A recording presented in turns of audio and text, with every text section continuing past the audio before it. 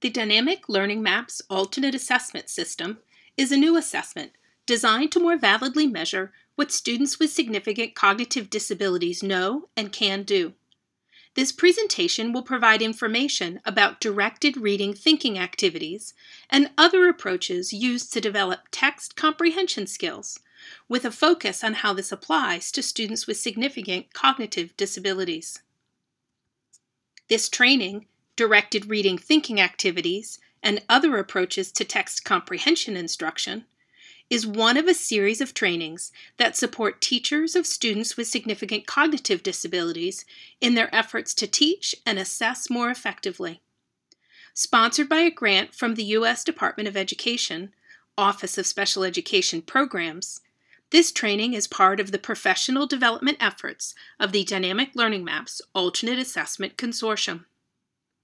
In this module, you will learn about 3 additional approaches to text comprehension instruction that follow the Anchor Read Apply framework.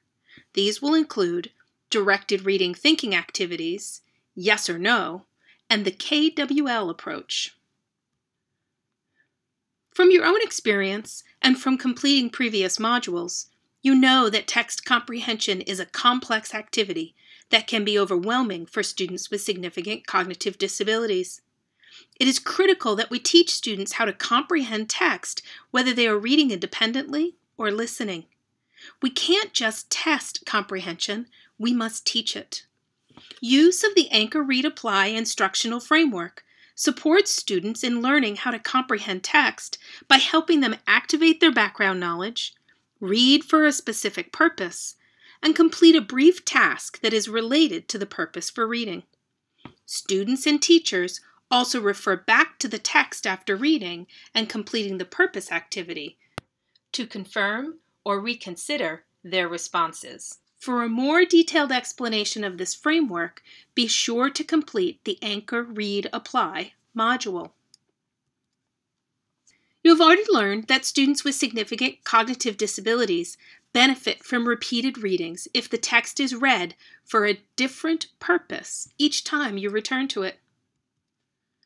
The comprehension approaches you will learn about in this module should be used for the initial reading of a text or passage because they require students to use what they know to make predictions or to determine what they want to learn from a passage. If students have already read the text, there is no point in making predictions or determining what you might want to learn. Like other approaches that address text comprehension, the directed reading thinking activity can also be a directed listening thinking activity. In other words, students can read the text independently or listen to someone else read during this lesson. Let's begin by reviewing directed reading thinking activities, or DRTA activities. This is a teaching strategy that guides students in making predictions based on their background knowledge, then reading to confirm, refute, or change those predictions. This strategy helps students become active and thoughtful readers who combine existing background knowledge with information provided in the story. Whether students will read or listen to the text, in the DRTA, the anchor activity begins with a preview of the story title and the first few pictures in the book. Before doing any reading, students are asked what they think will happen in the story based only on the information gathered from the title and the first few pictures. As students make predictions, the adults help them connect their predictions. The goal is to go beyond naming characters and single events and actually predict the series of events that will unfold. After this anchor activity, teachers clearly state the purpose. Let's read to see how well our predictions match what happens in the story. Next, the teacher and students read the text. At a predetermined point, the teacher stops, reviews the predictions made by the group, and asks students to confirm, revise, or completely change their predictions based on what is happening in the story. The apply task of a DRTA lesson requires the students to work with the teacher to determine which parts of their predictions match what happened in the text and what did not match. It is not important that students predict the correct outcome of a story. The purpose was not, let's see if our prediction is right. No, the purpose was, let's see how well our predictions match what actually happened. The lesson helps students learn to integrate their existing background knowledge with the information in the text. If we only evaluate predictions as right or wrong, no integration occurs. Let's try a DRTA activity using a Tar Heel reader book called The Train Ticket. Look at the pictures from the first 3 pages of the book. Then we'll pause for activity 1. Here's the first picture.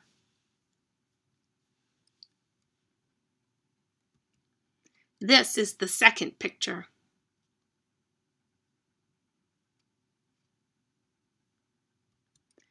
And this is the third picture.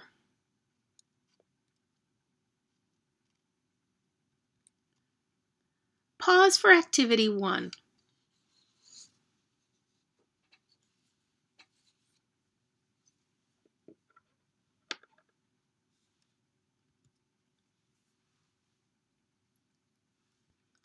Here are some examples of what students may have told us after seeing these 3 pictures. In this case, they labeled something in each of the 3 pictures. This is typical when you get started with DRTA, but it is only a starting place. These are simply labels, and they do not tell us what will happen. To help students move from simple labels to actually constructing a complete prediction, build on each student's response. There are many ways you could build on the student responses. Keep in mind that you want to encourage students to build on one another's responses. You also want to keep the focus on students drawing upon their own background knowledge. For example, when a student says girls, you could simply say, "Tell me more about the girls." You could confirm by saying, "There is a man," and then expand that response by asking, "What do you think the man will do?" You could ask, "Who is writing? Why is he writing?" The goal in each of these cases is to get the students to draw more on their background knowledge, to go beyond simple labels. Perhaps the most important question you'll ask when helping students expand their early predictions is, then what happens? This simple question will help students move toward a prediction that includes multiple events and offers a more integrative, narrative-style prediction instead of a list of people and things that are likely to see in the story. As a result of asking questions, the student's initial list of 3 words, girl, man, right, is turned into a prediction. The student's prediction ends up being girls, friends, man, soldier, girls write man. The teacher then reviews the student's prediction. The girls are friends, the man is a soldier, the girls write to the man, and clearly states the purpose. Let's read to see how well our predictions match the story. Now, let's read the book, The Train Ticket. Jo lived with her sisters and mother in New England during the Civil War. Their father was a Union soldier in the war. The girls got news that their father was hurt in the war. The girls had no money for a train ticket for their mother to visit him.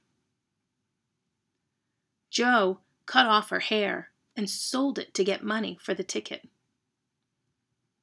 Jo's mother could get the train ticket to see her father. Now, at this predetermined spot, stop and work with students to check their predictions. The students can confirm their prediction, which means there is nothing in the book thus far that would lead them to change their prediction. They can revise it by making slight changes or additions, or they can offer a completely new prediction based on what they have learned. Begin by rereading the prediction students made. In this case, the girls are friends. The man is a soldier. The girls write the man. Then ask students, does this still match what happened in the story? If there is no response, go through each part of the prediction. For example, you could say, you said the girls are friends. Is that what the book told us? Are the girls friends?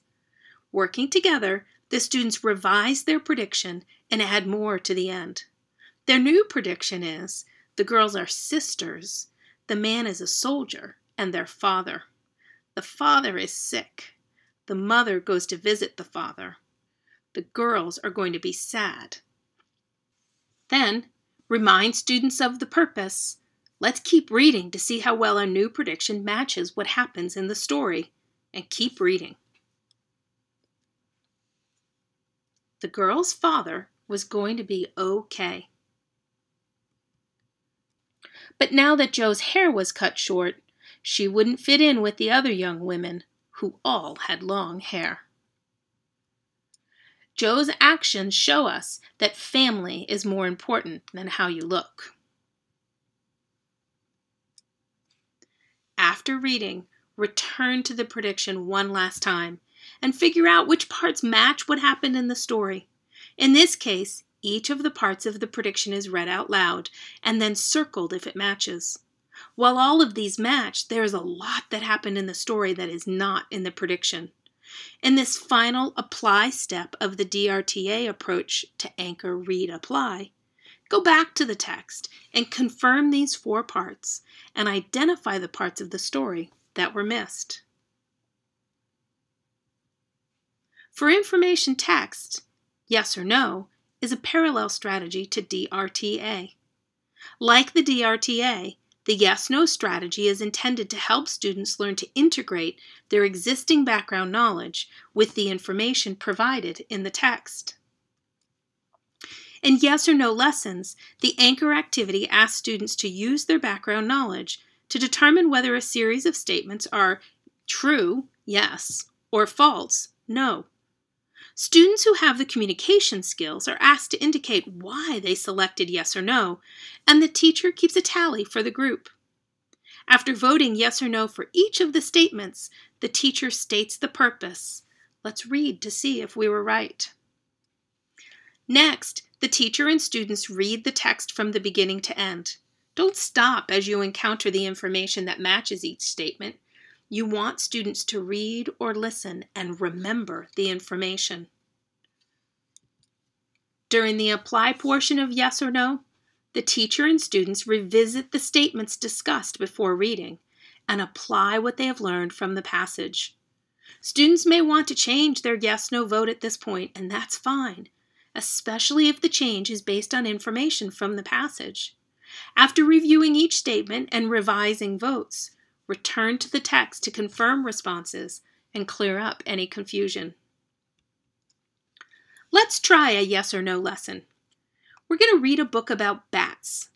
Before reading our book about bats, let's take a moment to decide yes, this statement is true, or no, it is not. You should expect that students will say, I don't know. In that case, tell them to think about what they do know and make their best guess. For example, when you say, bats look for food during the day, a student might say, I don't know. Ask the student to think about other animals. Do other animals look for food during the day or the night? Guide students in learning to use what they do know and apply it to things they don't know. Here are some statements for this book. Bats look for food during the day. Bats can fly. Bats eat vegetables. Bats live in the country. Bats stay awake at night. Students can indicate yes, no by saying it, signing it, gazing to or touching a yes or no card, or using any other yes-no system you've developed. Don't forget to ask your students why. Some students will struggle to respond. Students who need it might use the DLM core vocabulary to say things like, I look, to indicate that they look for food during the day, or they saw a bat before. Now, let's read the book together to see if we were right. Have you ever seen a bat? Bats can fly like a bird. Bats eat fruit. Bats eat insects. Bats have ears. Bats sleep during the day. Bats look for food at night.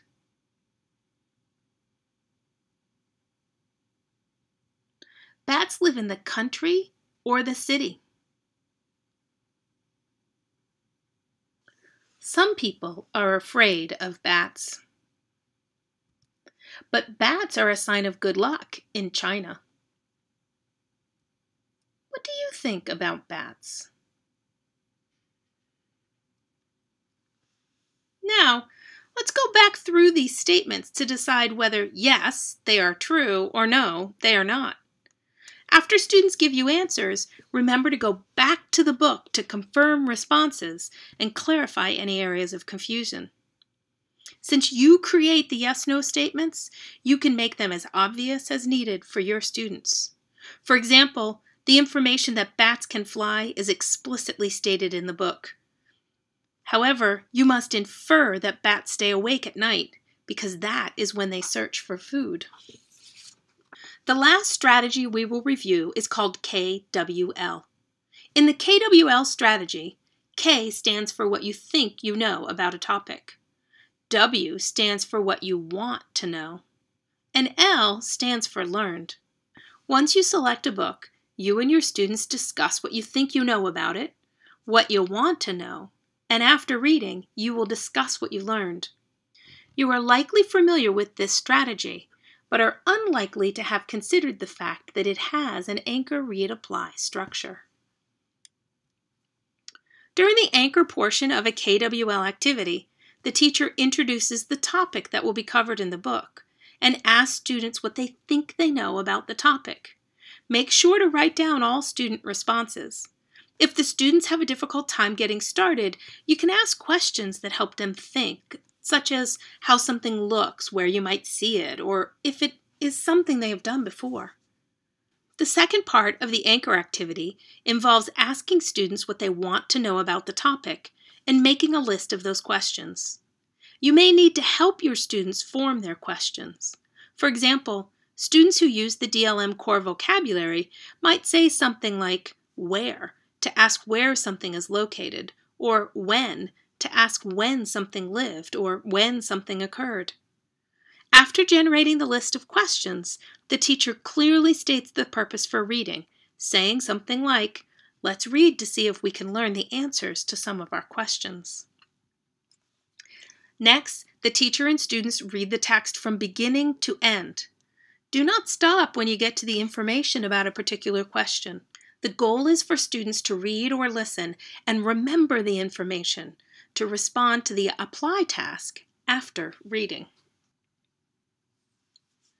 During the apply portion of KWL, the teacher and students review each of the questions and decide if they learned the answer. After responding to as many questions as possible, refer back to the text to confirm responses and see if there is information about some of the other questions that was missed. Finally, if your students are curious about something you did not learn in the book, you can discuss how you might find that out. Pause for Activity 2.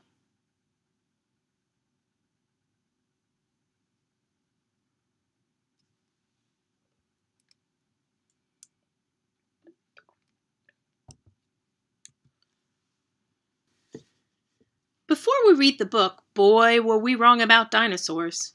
Take a look at this chart of possible information that students think they know and information they want to learn. The students in this class thought that they knew that dinosaurs were big and scary. One student had seen a dinosaur skeleton at a museum, so she knew that they had bones. Another student thought that there were no more dinosaurs alive, so all of those things went on the no side of the chart. When asked what kinds of things the class wanted to learn, several students wanted to know more about how dinosaurs looked. One student, who uses AAC, composed the message, "What look like?" Other questions were what dinosaurs ate and why they all died.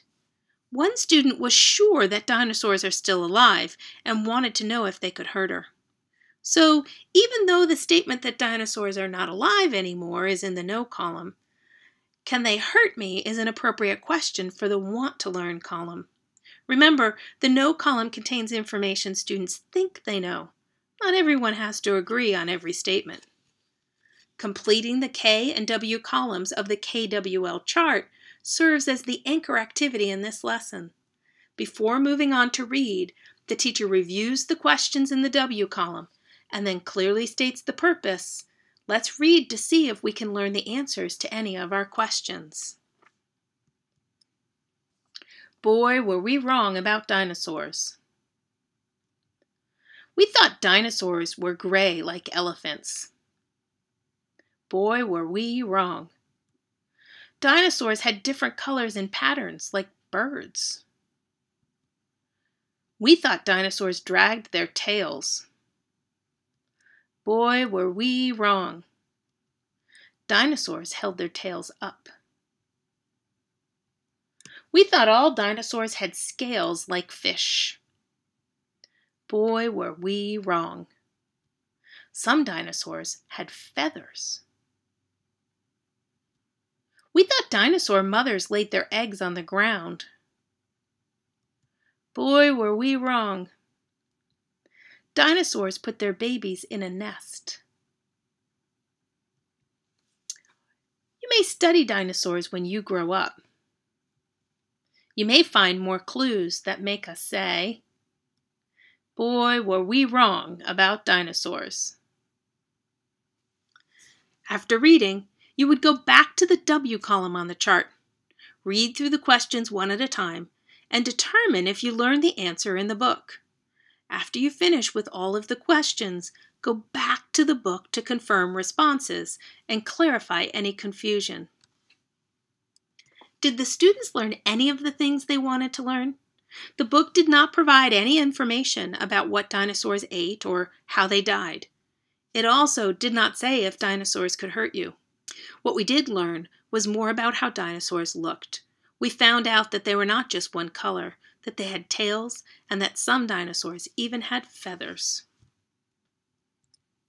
In this module, you reviewed 3 comprehension approaches that fall within the Anchor, Read, Apply framework: DRTA, Yes or No, and KWL.